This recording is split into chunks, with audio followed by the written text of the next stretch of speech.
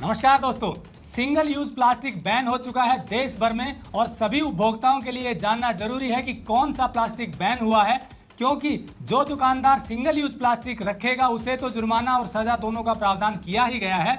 साथ ही उपभोक्ताओं को भी जुर्माना देना पड़ेगा यदि वो सिंगल यूज प्लास्टिक में कोई सामान खरीद कर लाते हैं। जी हाँ, शायद ज्यादातर उपभोक्ता इस बात से अनभिज्ञ हैं कि क्या जुर्माना सिर्फ दुकानदार को देना होगा या उपभोक्ता को भी। तो यहाँ दुकानदार के साथ साथ उपभोक्ता के तौर पर भी हमारी जिम्मेदारी है कि सिंगल यूज प्लास्टिक का प्रयोग ना करें, नहीं तो जुर्माने के लिए तैयार हो जाएं। तो चलिए आपको बता दें कि कौन कौन सा सिंगल यूज प्लास्टिक है जो बैन किया गया है और जिसका प्रयोग करने पर आपको 500 से 2000 रुपए तक का जुर्माना देना पड़ सकता है। तो चलिए शुरू करते हैं।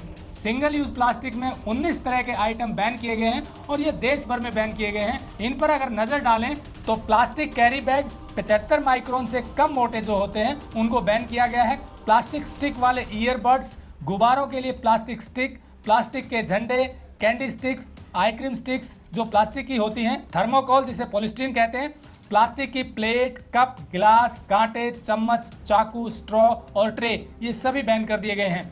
मिठाई के डब्बों को रैप या पैक करने वाली फिल्म भी बैन कर दी गई है जो पॉलीथीन की होती है। इनविटेशन कार्ड प्लास्टिक या पॉलीथीन के हैं वो बैन कर दिए गए हैं। सिगरेट पैकेट्स जिस पर बाहर से पॉलीथीन की रैपिंग होती है वो भी बंद कर दी गई है। और लेस देन 100 माइक्रोन्स का जो प्लास्टिक होता है वो भी बैन कर दिया गया है। पीवीसी बैनर बैन किए गए हैं। तो ये जो 19 आइटम बैन किए गए हैं ये देश भर में बैन हो चुके हैं और उपभोक्ता के तौर पर यदि हम इनका इस्तेमाल करते हैं तो जैसा बताया 500 रुपए से 2000 रुपए तक का जुर्माना लग सकता है। और यदि कोई दुकानदार बैन किए गए प्लास्टिक या पॉलीथीन का इस्तेमाल करता है, बेचता है, उसे 1 से 5 साल तक की सजा या जुर्माना हो सकता है या दोनों साथ हो सकते हैं। और यदि कोई औद्योगिक इकाई इसका उत्पादन करती है तो उसे भी 20,000 रुपए से लेकर 1 लाख रुपए तक का जुर्माना या 5 साल तक की कैद या दोनों हो सकते हैं। तो अब सवाल यह है कि पॉलीथीन या प्लास्टिक बैन हो गए हैं तो उसके स्थान पर प्रयोग क्या किया जाए। आप प्लास्टिक या पॉलीथीन के स्थान पर कागज, जूट, कांच, लकड़ी से बने हुए उत्पादों का प्रयोग कर सकते हैं या स्टेनलेस स्टील और बांस से बने उत्पाद भी इस्तेमाल कर सकते हैं। और इसमें सबसे जरूरी बात यह है कि जब भी आप कोई सामान खरीदने जाएं तो कैरी बैग अपना साथ लेकर जाएं जो कि कागज, जूट, कपड़े या स्टील का हो सकता है। तो इस तरह से आप जुर्माने से तो बचेंगे ही, पर्यावरण को संरक्षित करने में भी महत्वपूर्ण भागीदारी निभाएंगे।